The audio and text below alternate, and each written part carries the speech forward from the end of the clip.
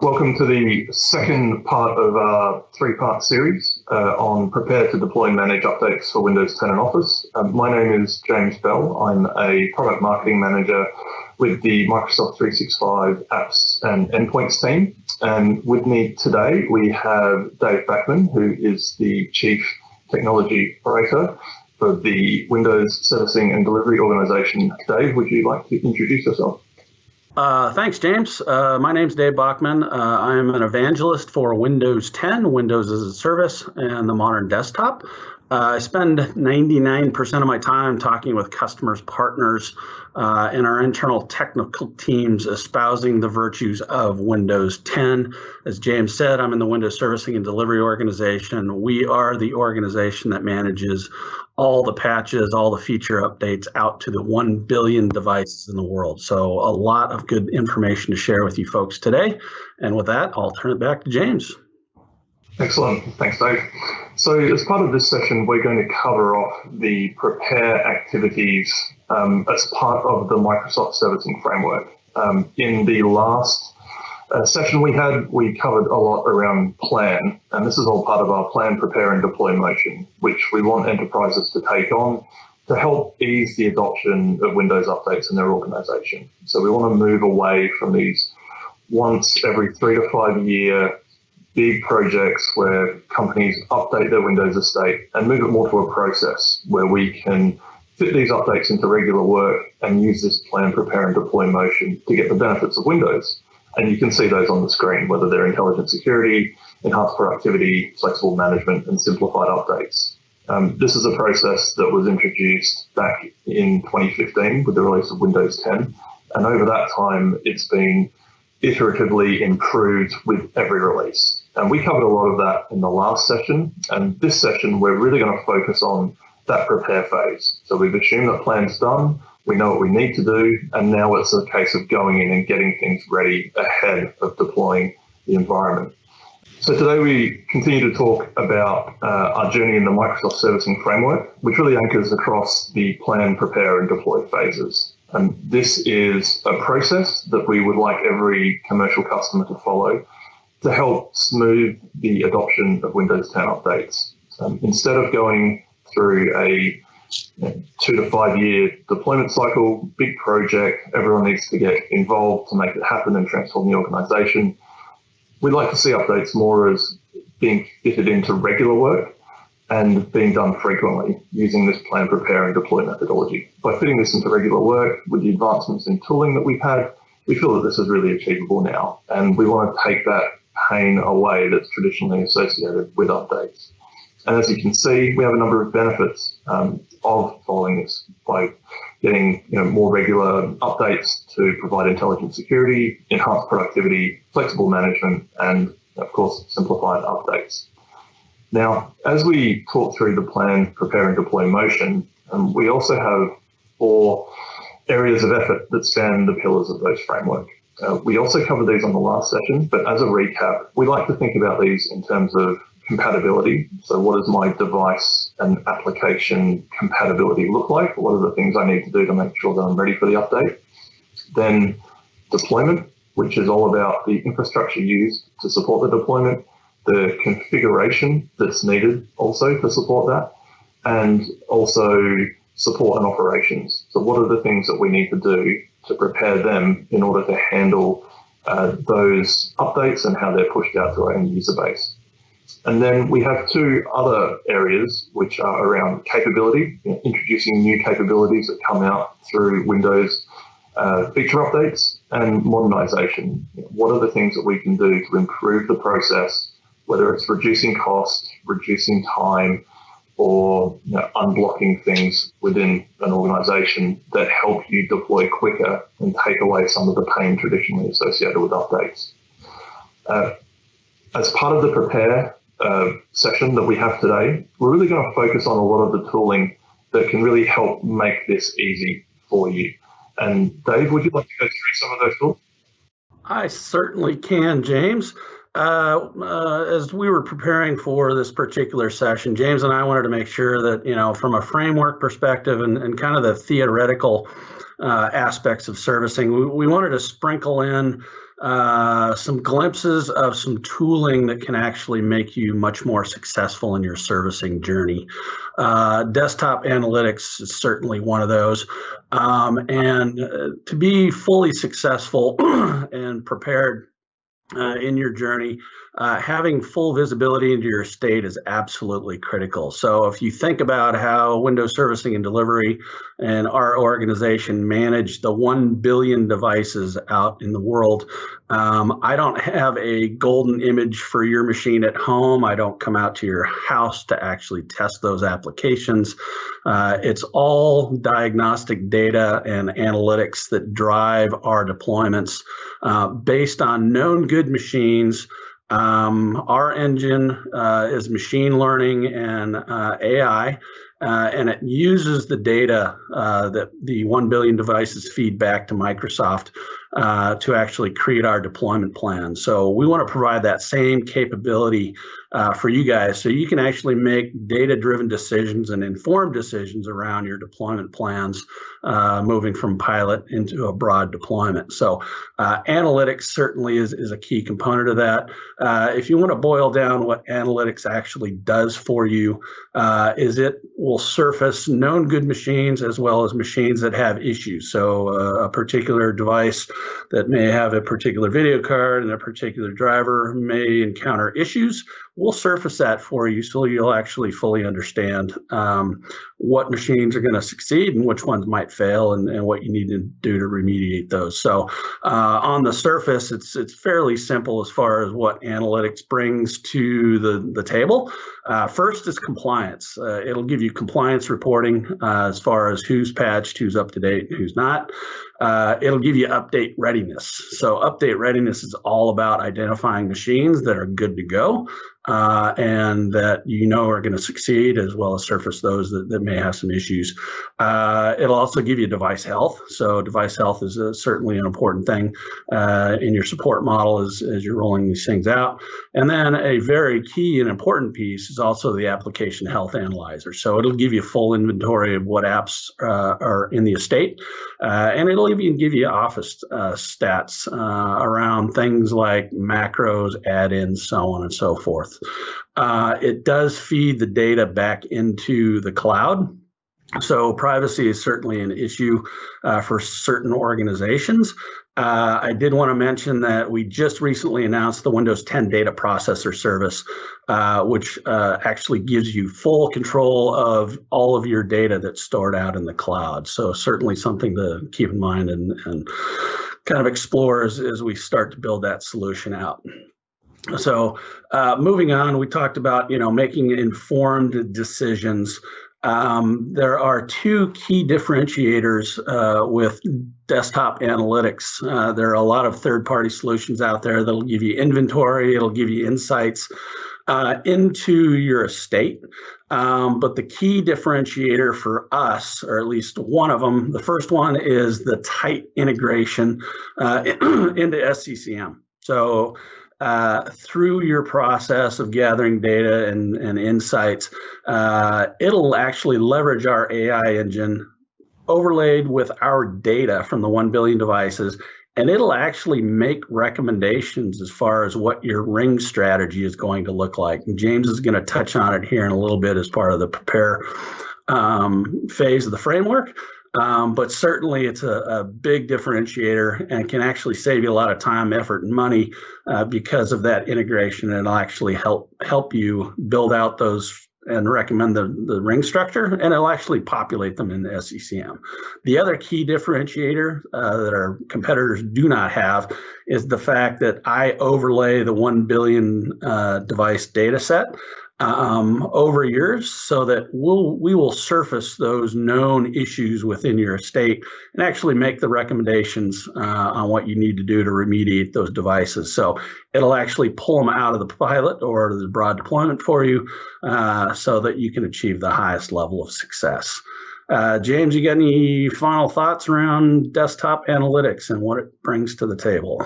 Just to echo your sentiments, Dave, around how much time it can really save you if you lean in and use it as your application portfolio and you assign importance to apps. If you can do that, you can really save time. But one thing I do want to stress is if you can't take advantage of desktop analytics, that doesn't mean that this session isn't worthwhile for you. We have a process and we have a plan that can be used for any organization of any size. And it might take you a little bit longer, but the tasks that you need to do are all the same. So even if you can't take advantage of it, there are things that you can still do to improve your process and get better as part of it. But DA certainly helps alleviate a lot of that pain.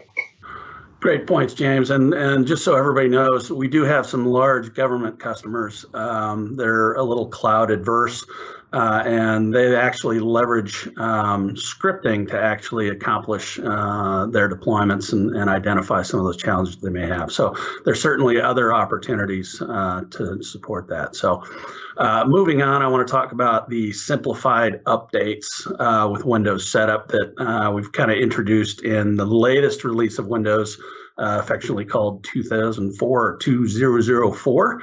To talk about kind of what we've done to help minimize end user impact, reduce bandwidth, as well as set you guys up for success moving forward. So since the early days of Windows 10, we've actually reduced offline time by over 64%, pushing the installation into the background so it impacts users less. So you can see, back in the 1607 days, it was about 80 minutes. And with 2004, we're actually down to 16 minutes. The other big one that we've introduced is a reserved storage capability. We know that one of the biggest challenges organizations have are devices, hard drives that fill up and cause the update to fail. So the reserve storage capability actually does a very effective job at freeing up as much possible space so that we don't end up filling up devices. And then the other one that I really want to call out is the new setup diag tool. So you certainly will run into devices that fail. And in order to help troubleshoot at the device level, the new setup diag tool is absolutely critical in the process. And then Windows Autopilot, I'm going to talk about that in the next session on exactly what that brings to the table. But at the end of the day, it's really about kind of a hands-off hardware provisioning in a modern and cloud-managed world. So we'll get into that as well. So with that, I'm going to turn it back over to James and let him jump into what Prepare is all about as part of the framework. Thanks, Dave. So we've talked about the overview of the Microsoft Servicing Framework, but let's dive into what Prepare looks like. So if you're an organization that's starting your Prepare phase, where you should be is you should have an understanding of all of the tasks that you need to do and what success looks like for each of those tasks and the people and resources that are involved in completing those tasks. If you can't meet that bar in any of the 4 pillars that we discussed, you should probably go back to the planning phase and understand where you are and what you need to do. That's not to say that you won't be successful, but the highest chance of success you have for everything going smoothly generally relies on all of these things being covered. And what I want to do now is go through each of those pillars and talk through what Prepare looks like in those areas of interest and what success looks like as well to get out of them. And then we can review the key talking points, and I hope Dave will come in with some extra commentary on what that looks like. So if we think about preparing for compatibility, what we need to do here is make sure that we should have all of our applications categorized in terms of importance, and we should know what we have in our estate. That helps us understand what we should be testing in the Prepare phase. So the way that we like to look at it, if we think about our applications as either being critical, important, or not important, in the Prepare phase, only those critical applications should really be tested. And what we should be doing here is understanding how we should be testing those critical applications. Typically, if they're assigned a category, such as critical, you can also assign a testing approach that works well for the business. And that will typically involve either testing that critical application on pre-release Windows Insider builds, or the build itself, depending on where you are in your journey to do the update. It'll involve getting the right resource to do the right tests to validate that that application works. And that'll give us confidence as we move into that pilot deployment phase. Now, every company is different. Some companies may choose to do some critical application testing as part of their pilot deployment. And other companies may think, well, if this critical application doesn't work, even in pilot, I can't consider this as a success. So in that case, we really need to do that testing early. We shouldn't be testing everything as part of the prepare phase. As part of our motion to do regular updates of Windows, we really want to cover a lot of that off in our pilot deployment phase, and to some extent, broad deployment for applications that aren't as important. So that's the sort of things we need to think about in terms of Compat.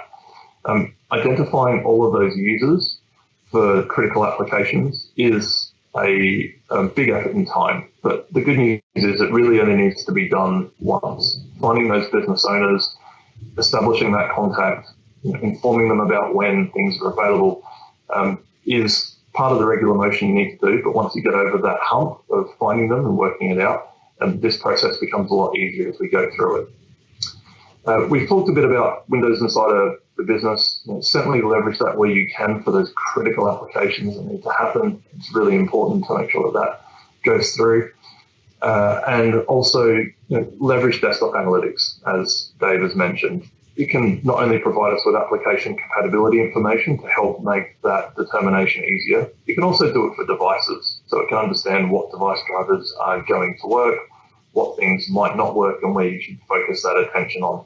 And by doing that at this phase, we can really get a view of what we should go out and pilot. Selecting those devices is really difficult if you don't have DA. Generally, it involves going through, talking to people, understanding what apps are on their machines, collating that information manually, selecting device names, including them into a group, and then rolling out an update to test your configuration as we get to pilot deployment. For this phase, DA can take care of all of that for you with data-driven insights, which is a real time saver. Having gone through that process myself a number of years ago, it's something I wouldn't be keen to do again. And so if I can take advantage of it, I certainly would. Dave, any additional thoughts on this one? Yeah, James, as far as the Windows Insider for Business build, I would definitely make that part of your formal process as far as rolling out is concerned. Certainly gives you early access to the early bits and gives you insight into some of the new capabilities and features. The other thing that I like to recommend for customers, a lot of the bigger enterprises have snapped to a yearly cadence. So they're really focusing on the 09 series for deployment, so the fall releases. But keep in mind with the 1903, 1909 changes that we've made, the 03 series is also a great opportunity for you to start really doing some early testing and validation. Get a good cross-section, a statistically relevant group on the 03 series, because at the end of the day, we're not doing an OS swap if you're moving from 03 to 09.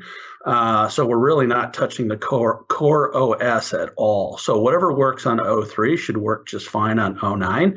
So it really gives you an early group to test and validate on that particular OS prior to actually rolling out the 09 series if you guys end up snapping to a yearly cadence. So it's really provided a lot of benefit for organizations to get their drivers nailed down, figure out what line of business apps are going to work just fine. So certainly consider rolling the 03 or the March releases into your process of some sort so that you can get that early testing and validation done. That does not change from an approach perspective with 2004 and the latest release that's soon to be coming out. We're sticking with that same process. So you can guarantee that the 03 series is really going to give you a good, solid set of bits because they are in the market. And whatever you do to test it will actually work really well as you roll into the 09 as you go to your broad deployment. Yeah, excellent points and completely agree with all that. So let's switch focus and talk through the deployment preparation activities that we need to do. This is where we really want to make sure that all of our infrastructure is up to date, and also the configuration that we have. When we talked about the 4 pillars, we talked about compat, deployment, capability, and modernization. For the purposes of simplicity, we're going to merge capability and deployment into one. As we've discovered new capabilities that we want to introduce, typically there'll be a new configuration setting. So that sort of fits under deployment as we go through this phase.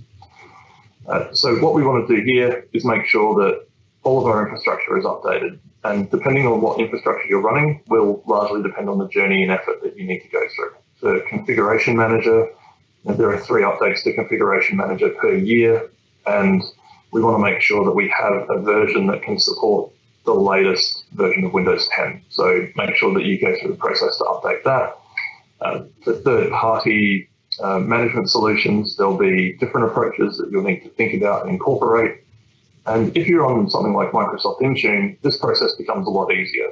Being on the cloud, it doesn't require those manual updates, and you can take advantage of the latest configuration policies and things that come out with a new version of Windows as they're released, rather than having to go back and do those updates. So that's certainly a good point.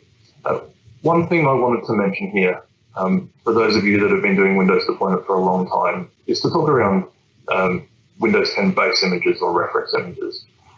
We see a lot of customers really spend time crafting a perfect image that they can then roll out to their organization. With servicing and the new approach that we do, we really want to try and move away from that. So we don't recommend creating that reference image at this point in time. There is a need for a reference image in some cases, but creating it at this time with a lot of unknown information is not the recommended approach. So certainly think about delaying that to a later stage of the process, which we'll cover off in another video. Also, this is a good opportunity to think about comm strategy. So how do I reach out to my users? What is my pilot user base going to be given in terms of comms? What user experience can they expect? What sort of downtime can they expect? And what do we want them to test on? So framing these things out after we've done upgrade to our infrastructure, upgrade to our configuration is really helpful, and that'll get you into the right place to test that messaging, so that when we do go further down the line in deployment, you've got a better understanding of what the users are looking for and how well that message is landing. Dave, any other thoughts on this one? Yeah, on the communications piece, make sure, I think, that you create a closed feedback mechanism. Certainly with pilot users and even the broader deployment, you'll be communicating out to the user population and base as far as what new tools and features and capabilities are about ready to hit their desk. But also provide the users a feedback mechanism back into you, because with any deployment and a process and running a process, it should be a continual improvement process. And without that feedback loop coming back from the end user population, you don't really get a good insight into what's working well, what's not working well, and what are things you need to do to improve. And the other thing, I think, from just a change management perspective, don't underestimate the ability of your users to actually accept and be able to consume a bunch of change at once. I'm constantly impressed at how much change end users can actually accomplish in a deployment. So, and think about it, right? I've got 1 billion devices out in the wild. Chances are they're already running the version that you're getting ready to deploy. So they're actually looking for and excited about the new capabilities and features, because they're probably actually already running them at home. Great, thanks, Dave. Yeah, absolutely, some good insight there. Let's shift to modernization preparation. And typically, if we've already planned to modernize our environment, we will have input those tasks into the deployment planning process, the deployment preparation process. So we know what to update and where we need to be. But what I wanted to focus on with this slide is just talking through how improvements can help you as part of the prepare phase. So if you've gone through a level of application testing or validation to make sure that everything's going to work, and then you've gone through the process of updating all of your infrastructure, it may or may not take a long time for those things to occur. So what you may want to think about as you look to find efficiencies in the process is updating a few of those approaches that you've been using. And we wanted to recommend some of those here. One is around testing automation. So there's a number of testing automation solutions for applications. And if you have critical apps where you know what you need to test and what the expected outcome would be of running those tests, there is an opportunity to take some of the manual effort out of that and run these tests in automated fashion so that you can reduce that time. Consolidating applications is always one thing that we recommend. There's no point having 7 different applications that do the same thing. Sometimes that scope sort of expands organically within the business, and IT is always under control to try and figure out where these things are. Keeping on top of those sort of things can also save you money, but focusing on one can help with the process of testing and getting you to a point where you can deploy quicker. Also, application transformation. I've seen a number of customers that still have applications that remain on premises, and they need to really think about how those updates to Windows 10 will affect that application. By doing some transformational activities on those apps and moving them to the cloud, we can take away a lot of that compatibility challenge and reduce the need to do as much testing, and you can have more confidence in the platform itself. Needless to say, shifting to modern management is something that will obviously provide benefit. For those of you on Configuration Manager, I'm sure you know that you can connect that to Microsoft Intune as part of our Endpoint Manager solution, and you can start to transition workloads from that on-prem environment to the cloud. And you can do that in a way that's comfortable for you, whether that's through piloting a workload or actually transitioning that workload. Windows Update for Business is one of those tools that you can take advantage of, not only in CM, but in Intune. And that'll really help provide a different experience and leverage that data-driven servicing that we've been talking about through the series. And that'll really help reduce the effort and cost associated with going through this process as well. Dave, any additional thoughts? Yeah, actually, I do have a couple of comments, which is actually going to roll us right into kind of what's next from a prepare phase. One of the things that James was talking about was modern management. And modern management in these days and times of the remote worker and moving into a hybrid work scenario, the COVID pandemic has really been a forcing function for digital transformation for many organizations. And what we're finding is that shift to modern is an absolute must for most organizations if you're going to get to the point where you can actually manage both your on-prem users once people start to return back to the workforce, as well as managing the off-prem or the remote workers or the hybrid workforce. So certainly is key to move into that modern management. The other thing that I like to call out around modernization is, really simplify what's happening on the endpoint. Organizations leverage a lot of third-party endpoint solutions, but if you've got the opportunity to go native and eliminate some of those. So I'm going to be talking about kind of the Microsoft Endpoint Manager coming up as part of what's next. And as part of that, Endpoint Manager really becomes that single pane of glass for your organization to be able to manage both the on-prem, SCCM, as well as the off-prem and cloud management solutions like Intune. So it really gives you a single control plane that brings both of those worlds together. And allows you to manage both Windows, M365, and mobility as well. So MEM is a great solution if you haven't looked at it.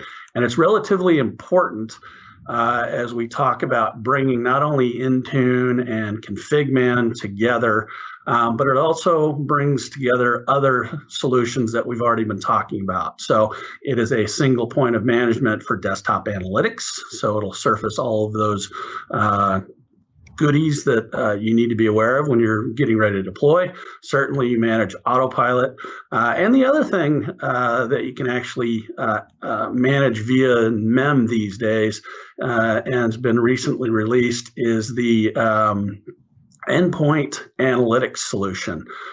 which ties directly with the new productivity solution from an end user perspective. So I talk about going native where you can and simplifying endpoint management.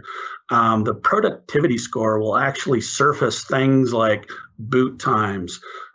It'll surface things like login time. So you can see if hey, I've got 7 security endpoint solutions running on my device. It'll surface things like, hey, it's gonna suck up 35% of my resources on that endpoint. It is increasing the boot time for a machine by 2 minutes. And it's causing the login for a user to increase by a minute. You start adding that up across the state and the user population, 100,000 people logging in at least once a day. You start to see what kind of savings and increase in end user productivity you can start achieving. So certainly if you haven't assessed and looked at Microsoft Endpoint Manager, it's a great opportunity to get your feet wet and get you to kind of where that single management plane is going to be able to manage both the on-prem as well as the off-prem. James, any other comments? No, I think you've covered it pretty well there, Dave. I mean, I really like the way that we've made it pretty simple to transition, between the 2 major products as well. So it doesn't really matter where you are in your journey. You've got the ability to, either now or in the future, transition those workloads and really make it seamless. And if you couple that with all of the other devices in your estate, you've really got a single pane of glass to make that happen. So yeah, I think that's fantastic. Great, thanks, James. So let's close out. I think James did a fantastic job in framing up what the prepare phase is all about within the servicing framework. Again, the framework does work for M365. It works for Windows. It works for just about every solution that we've got out there. So while it's somewhat focused on Windows today, it does have applicable approaches for the rest of the estate and the rest of the Microsoft stack. So appreciate everybody joining the call today. Hopefully you walked away with some good nuggets. And then as part of some of those good nuggets, I've given you a servicing resource page that's got a good dozen links that will get you out to all the latest and greatest content that we've published recently, especially around kind of the business continuity and what it makes and what it takes to be successful in servicing all of your Microsoft estate. So with that, again, appreciate everybody joining, and you guys have a great day. Thanks.